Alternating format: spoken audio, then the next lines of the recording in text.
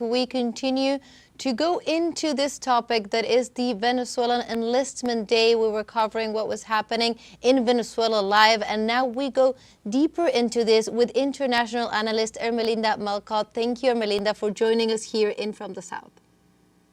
Thank you very much for inviting me. So, Ermelinda, we were just going over the significance of this people response in the face of a U.S. military threat that has been deploying throughout the Caribbean Sea at a new escalation during the past weeks that really is targeting not only Venezuela, but the entire region. First of all, I wanted to ask you, how are you viewing the developments of these events and also the response, the people's response on behalf of Venezuela? Well, I think the developments are extremely aggressive. As the United Nations ambassador from Venezuela spoke, there is included a nuclear threat because the submarines that are going to the shore of Venezuela are they have nuclear weapons on it, so it's very, very alarming. And what we can see is not only the response of the Venezuelan people, which has that enlistment days, but also what we can see is some kind of coordination between the countries. For example, Venezuela and Colombia has different views sometimes, but on that matter of sovereignty matter, they have been acting together. So we can see that the people of the countries are organizing themselves, especially in Venezuela, and also at the state level, we can see some kind of coordination, which is absolutely essential. And this is essentially what is Bolivarianism. It is working together on the whole region level for sovereignty. Now, Ermelinda, from an international analyst perspective, what are these actions that the escalation that the U.S. is posing on the region, bringing, as you were saying, for example, nuclear weapons, as the Venezuelan ambassador to the UN denounced in the past hours? What does this mean in terms of international law? In terms of international law, of course, it's absolutely prohibited. United States is used to do that, so maybe we don't say it anymore, but it's obviously absolutely prohibited. Each nation has the right to manage itself as is one. Of course, they have using the pretext of narco trafficking, but it has been obvious in all international institutions and also the country that have a really narco traffic problem that Venezuela is not involved. That's one thing.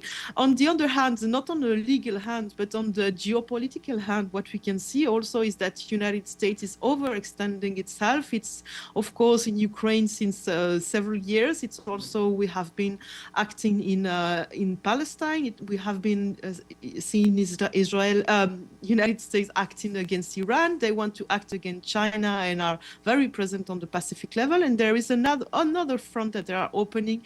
So yes, they are overextending themselves in absolutely an illegal way.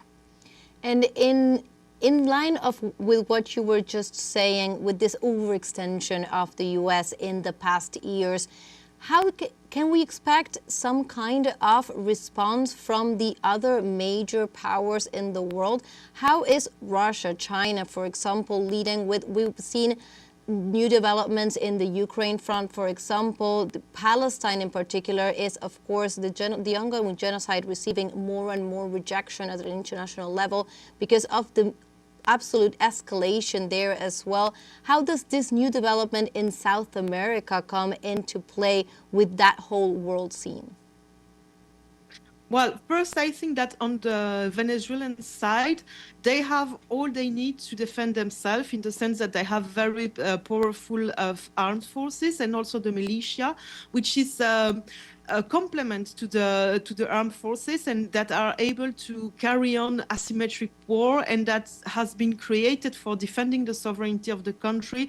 And the strategic object is to make any war against Venezuela extremely deadly for United States. So this is one thing. Venezuela has the power and to defend itself. Now, on the multipolar world that is creating nowadays, we can see that on Shanghai, when Sunday there will be the not on Shanghai, sorry, but on China, there will be the Shanghai Cooperation Organization that will reunite itself. So we would have, of course, China, Russia, Iran, India, and lots of countries that participate to that organization, which is not about commerce, but it's about security.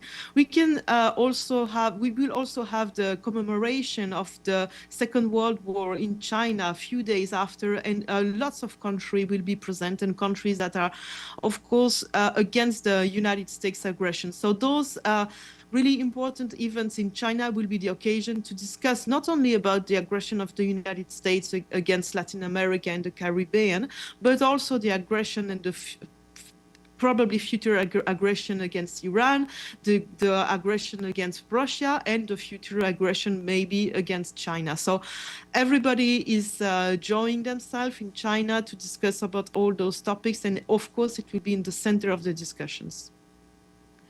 So, Ermelinda, just before we wrap up, I wanted to ask you, in line with what you were saying before, in terms of the cooperation between Venezuela and Colombia that we've seen strengthen in the past days in relation to the security of the border and sovereignty, we've also seen, for example, cooperation agreements being signed between Brazil and Mexico in the past days, both having been targeted by the U.S. with these tariff wars.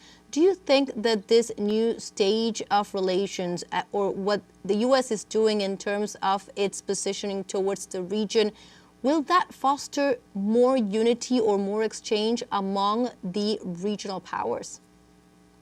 I hope so, because we have been seeing some divisions, first about the Venezuelan elections, but also the integration of Venezuela into the BRICS, the veto that Brazil has put against Venezuela. So, and also we have seen Gustavo Petro, the president of Colombia, having his doubts about the Venezuelan elections. So yes, and this is it will unite the continent against a common enemy. This is something we have been seeing. For example, India and China have been very difficult relations, and now they are seeing them together. Modi is going to China to discuss with Xi Jinping, and this is because the common aggression of the United States. Also, we have to take into context that Iran and Russia had really difficult relations in the past, and also Russia and China. So all those countries that were not completely, it has great differences, territorial ones or political one, etc., has been uniting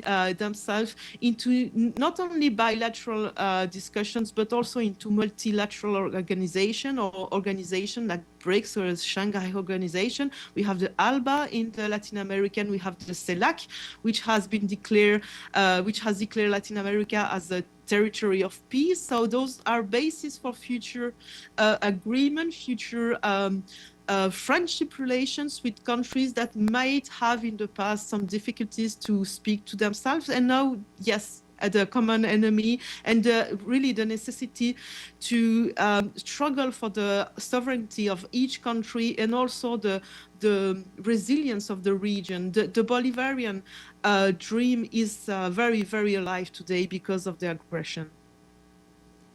Thank you, Ermelinda, for joining us. Definitely something to continue looking at, the way in which the unfolding of the events may continue to develop and impact the region as we continue to monitor not only the response in Venezuela, but in the region as a whole. Thank you so much, Ermelinda, for joining us. Thank you very much for inviting me. That was Ermelinda Malcotte, international analyst, joining us in from the South. And with this,